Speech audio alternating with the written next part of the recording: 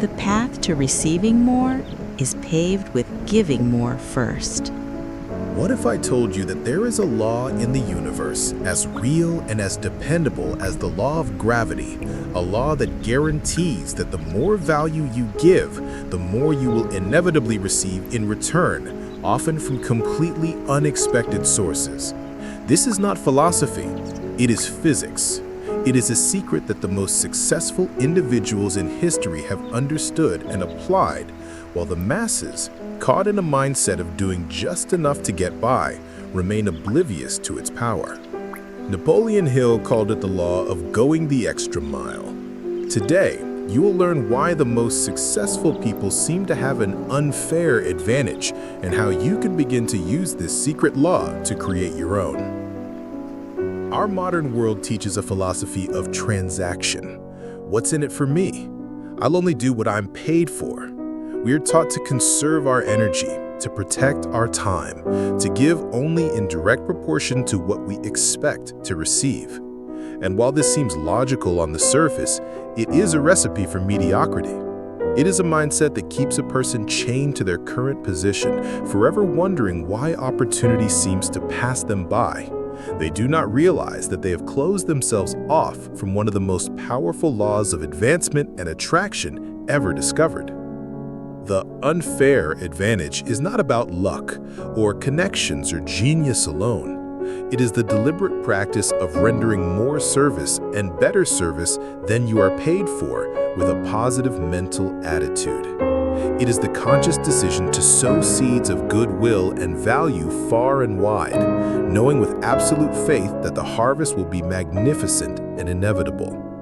It is the secret that turns an ordinary employee into an indispensable partner, a small business into an empire, and a simple life into a legacy. This is the foundation of the X of mentality, understanding the unseen laws that govern tangible results. And this single law, when applied with persistence, The universe is a perfect accountant. It tolerates no unpaid debts. to truly grasp the power of going the extra mile, you must first understand the philosophy upon which it rests. The universe operates on a flawless system of checks and balances. It is a perfect accountant that tolerates no unpaid debts, positive or negative. Every thought you think, every action you take, every bit of energy you put out into the world creates a cosmic debt that by law must be repaid to you. When you render service grudgingly, when you do the bare minimum, when your attitude is one of resentment, you are sending out negative energy. You are creating a debt of mediocrity, and the universe, in its perfect justice, will repay you with a reality of mediocrity. You will remain stuck, overlooked, and undercompensated, not because the world is unfair, but because you are receiving the exact perfect reflection of the value you're putting out. However, when you consciously choose to go the extra mile, you reverse this equation entirely. When you deliver service that is not just excellent, but more than what was expected, when you do it with a genuine spirit of helpfulness and a positive mental attitude, you are creating a massive credit in your favor on the cosmic ledger. You are, in essence, making the universe your debtor. And the universe always pays its debts, usually with compound interest. This is the key. The return on your extra service rarely comes from the person to whom you rendered it. Your boss may not give you an immediate raise. Your client may not pay you a bonus. This is where most people falter. They look for an immediate, direct reward, and when they do not see it, they conclude the principle has failed. But the master of this law knows that the universe pays its debts in its own time and in its own, often far grander, way. The return comes as an unexpected opportunity, a new contact, a brilliant idea, a promotion from another department. Quality is the signature of your character. The law of increasing returns is not merely about doing more work. That is a common and dangerous misunderstanding that leads to burnout. The foundation of this law, the first component you must master, is the quality of service. Before you can think of doing more, you must first ensure that what you currently do is rendered with a spirit of absolute excellence. Quality of service is a reflection of your character. It is the signature you leave on everything you touch. It is the commitment to delivering the very best work you are capable of, not for the approval of others, but for the sake of your own self-respect. The person who cuts corners, who delivers mediocre work, who does just enough to not get fired, cannot benefit from this law. To pour more energy into a foundation of poor quality is to build a larger but weaker structure. Mastering the quality of your service begins with adopting a positive mental attitude toward your work, regardless of your current position. You must find the good in what you do. You must see it as an opportunity to grow, to learn, and to express your talents. When you perform your duties with a positive, harmonious spirit, the quality of your work naturally elevates. People can feel the energy behind your work. A report written with enthusiasm is more persuasive. A client served with genuine helpfulness becomes a loyal advocate. Furthermore, quality requires imagination. It requires you to constantly ask yourself, how can this be done better? How can I add more value than what is expected? This mindset shifts you from a passive employee to an active, creative partner in any enterprise. Before you go the extra mile in quantity, you must first go the extra inch in quality. Make excellence your trademark. Let every task you complete, no matter how small, bear the signature of a person of high character and unwavering commitment. This alone will begin to separate you from the masses and place you on the path to being noticed and valued. Do not wait to be asked. Opportunity favors the one who takes initiative. Once you have made excellence your standard and a positive mental attitude your default state, you are ready to apply the second, more dynamic component of this law, the quantity of service. This is the act of deliberately rendering more service than you are paid for, of willingly going the extra mile. This is where you truly begin to create that powerful cosmic debt in your favor. The law of compensation is simple. You cannot get more than you give. To increase your own returns, you must first increase your output of useful, valuable service. This does not mean working aimlessly longer hours. It means using your creative imagination to find ways to contribute beyond the strict definition of your duties. What does this look like in practice? It is the salesperson who, after making a sale, follows up with the customer a week later just to ensure they are happy. It is the employee who sees a problem in another department and, on their own time, drafts a thoughtful solution to present to their superiors. It is the writer who delivers an article and includes a list of suggested social media posts to help promote it without being asked. It is the act of constantly asking, where else can I be of service? This habit does more than just create goodwill. It demonstrates that you are bigger than your current job description. It signals to those in positions of power that you have leadership potential, that you have initiative, and that your mind is focused on the success of the enterprise as a whole, not just on your own paycheck. It makes you indispensable. Do not make the mistake of waiting to be asked. Opportunity does not knock on the doors of those who are waiting to be told what to do. It seeks out the men and women who have already demonstrated, through their initiative, that they are ready for greater responsibility. By consistently delivering a greater quantity of high-quality service, you are not just doing a job.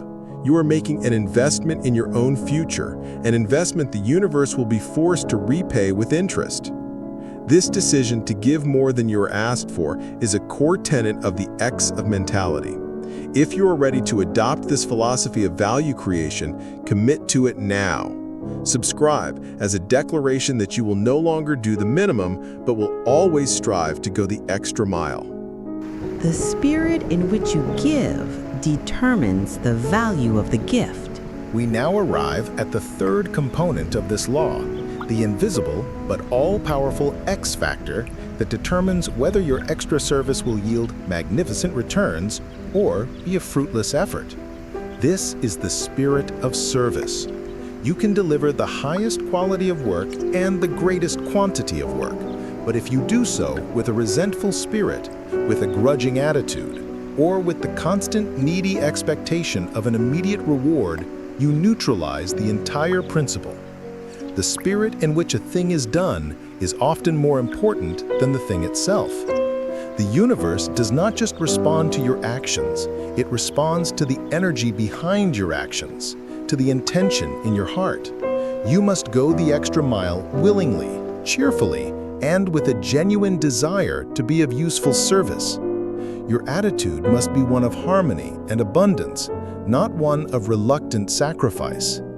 If you are thinking, I will do this extra work, but my boss had better notice and give me a raise next month, you have already failed. You have attached a string to your gift, and this string chokes off the flow of the universal law of compensation. You must render the service and then release it with absolute faith that the return will come in its own time and in its own way from the great cosmic accountant. This requires a profound shift in mindset. You must begin to see yourself not as an employee trading hours for money, but as a sovereign individual who is investing your time and talent into the marketplace. Your extra-mile service is your investment in your own reputation, your own skills, and your own character. It is an investment that can never be lost, for it becomes a part of who you are. Therefore, cultivate a spirit of genuine helpfulness. Perform every task, whether you are paid for it or not, as if you were doing it for yourself, for your own great enterprise. When you render service in this harmonious spirit, you become a magnet for cooperation. Others will want to work with you. They will be drawn to your positive, creative energy, and the returns that flow back to you will be far greater than any salary or bonus, for they will include loyalty, respect, opportunity, and the deep personal satisfaction of a job masterfully done. The law of compensation never fails. It only sometimes delays. The practical mind will now ask the inevitable question. If the return for my extra service does not always come from the person I gave it to, then how precisely does it come? Understanding this mechanism is crucial to maintaining the faith required to persist in this practice. This is where we examine the workings of the law of compensation. Let us use a story. Consider a young clerk in a large corporation. His name is James. James does his job with excellence, and he consistently goes the extra mile, helping colleagues in other departments and submitting ideas for improvement. His direct manager, a person of limited vision, takes this for granted and does not reward him. The average person in this situation would become resentful and cease their extra efforts. But James understands the law of increasing returns. He continues to render superior service with a positive attitude. One day, a senior executive from another division is faced with a major crisis. He needs a reliable, intelligent person to lead a special project. He asks for recommendations. A manager from another department, whom James had once helped on a small task, mentions his name. There's a young man in accounting named James. He's sharp, has great initiative, and a positive attitude. The executive, intrigued, looks into James' record. He sees a history of excellence and proactive contributions. He calls him in, and James, because of his deep knowledge of the company gained through his extra-mile service, speaks with intelligence and confidence. He gets the job. It is a major promotion, a leapfrog over his unappreciative manager. This is how the law works. Your extra service acts as a form of advertising for your character and ability. It puts you on the radar of people you may not even know are watching. The universe works through people. The return comes as a new job offer, a partnership proposal from a competitor, a client who heard of your excellent reputation, or a brilliant money-making idea that flashes into your mind as a direct result of the expanded knowledge you gained by doing more than was required. You must have the faith to know that the value you put out must and will return. It is a law as real as gravity. The only variables are time and the form in which the compensation appears. The mind that expects to be exploited will always find evidence of exploitation. At this point, the voice of the inner critic, the ghost of fear, may be screaming in your mind. It will present you with a series of seemingly logical objections. This is naive, it will say. If I do more than I'm paid for, my boss will just take advantage of me. I'm not a fool. I should be paid for every ounce of my effort. These are the arguments of a mind conditioned by the philosophy of scarcity. Let us address them head-on. The fear of being taken advantage of is a powerful one, but it is rooted in the false premise that your value is determined by someone else, such as your current employer. When you go the extra mile, you are not doing it solely for your boss. You are doing it for yourself. You are the primary beneficiary.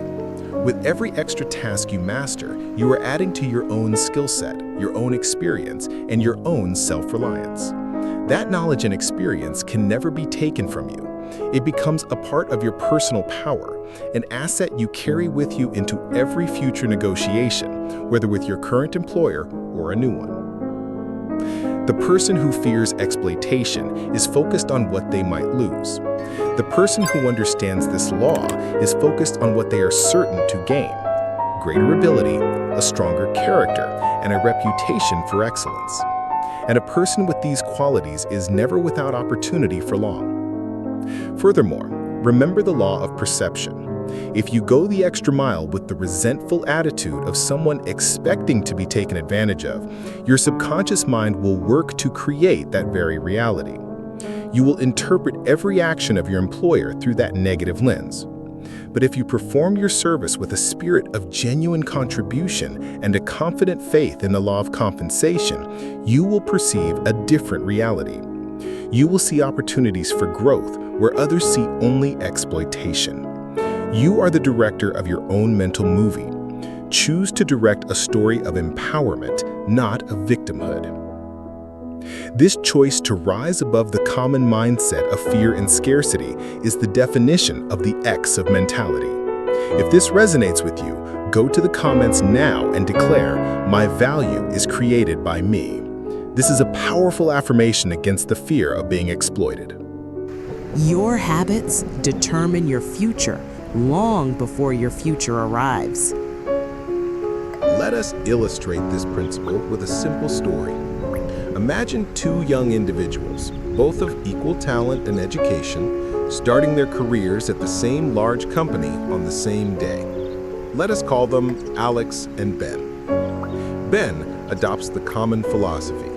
He does his job well, exactly as described. He completes his tasks on time, and he never causes any trouble. He fulfills his contract perfectly. When the clock strikes 5, his mind immediately leaves the office. He believes in a fair day's work for a fair day's pay, and nothing more. He is a good employee. Alex, however, has decided to practice the law of going the extra mile. He too does his job with excellence, but he also keeps his eyes and ears open. He studies the work of the department next to his, learning how it connects to his own. When he sees a small problem, he drafts a potential solution on his own time. When a colleague is overwhelmed, he offers to stay for an extra 30 minutes to help. He does all of this with a cheerful, positive attitude, seeing it as part of his own education. His colleagues and managers begin to see him not just as an employee, but as a problem solver and a positive force.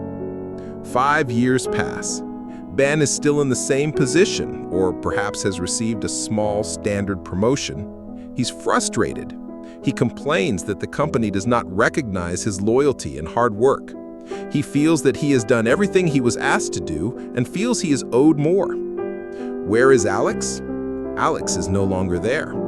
His reputation for initiative and his broad understanding of the company, gained through his extra-mile work, brought him to the attention of senior management. He was given a key role in a new project, which he led with great success. From there, a competitor, having heard of his reputation, made him an offer to lead his own division. Alex is now on a trajectory to the very top. What was the difference? Ben focused on fulfilling his job description. Alex focused on making himself indispensable. Ben saw his salary as payment for his time. Alex saw his salary as the least important part of his compensation. His real payment was in the knowledge, experience, and reputation he was building. That is the unfair advantage. It is the result of a deliberate, long-term habit of creating more value than one is asked for. First, you build the habit. Then, the habit builds you. The story of Alex and Ben illustrates a critical point. Going the extra mile is not a one-time trick to get a promotion. It is a habit, a philosophy of life that must be practiced consistently until it becomes a part of your very character. The goal is to become, in your very essence, a person of indispensable value. How does one build this habit? It begins with the same principles we have discussed before. You must use auto-suggestion to instill this philosophy in your subconscious mind. Create an affirmation. I am a person of immense value because I always render more and better service than is expected of me. I do this with a positive and harmonious spirit. The law of increasing returns works for me, and I attract abundance and opportunity through my commitment to excellence and service. Repeat this daily until it becomes your automatic way of thinking. You must also use your controlled imagination. See yourself as the Alex in the story. Visualize yourself cheerfully taking the initiative, solving problems, and being recognized for your superior value. Feel the self-respect and satisfaction that comes from knowing you have given your absolute best. And most importantly, you must have persistence. There will be days when your extra efforts seem to go unnoticed. There will be times when you feel tired. It is in these moments that your character is tested. You must persist, not because of the hope of an immediate reward, but because this is the person you have decided to be. When going the extra mile is no longer a conscious strategy, but simply who you are, you will have reached a state of mastery. You will become known not just for what you do, but for the spirit of excellence you bring to everything you do. You will become a person of such recognized value that you will be able to write your own ticket in life, to command your own price, because the world will be eager to compensate you for the immense value you consistently provide. This is the path from mediocrity to mastery. Your greatest compensation is the person you become. And so we arrive at the final, most profound truth about the law of increasing returns. While this principle will inevitably bring you greater financial rewards, more opportunities, and a stellar reputation, these are not its greatest gifts. The ultimate return on your investment of going the extra mile is the person you become in the process. By consistently holding yourself to a standard of excellence, you cultivate discipline. By constantly seeking ways to serve, you cultivate a creative and resourceful mind. By acting with a positive mental attitude, you cultivate a magnetic personality. By persisting through challenges, you cultivate unshakable self-reliance. You are not just building a career, you are building a character, and your character is the only thing you will truly own for eternity. This is the unfair advantage in its highest form. It is the deep, inner knowing that you are a person of immense value, not because of the money you have, but because of the value you are capable of creating and giving to the world. This is a form of wealth that can never be taken from you. it is a source of profound self-respect and inner peace. This philosophy is the cornerstone of the X of mentality. It is the understanding that our outer world is a direct reflection of the value we first create within and then offer to others. Therefore, the final call to action is not just to do more, but to be more. To see your daily work, whatever it may be, as a grand opportunity to forge a character of excellence and to render service that uplifts humanity.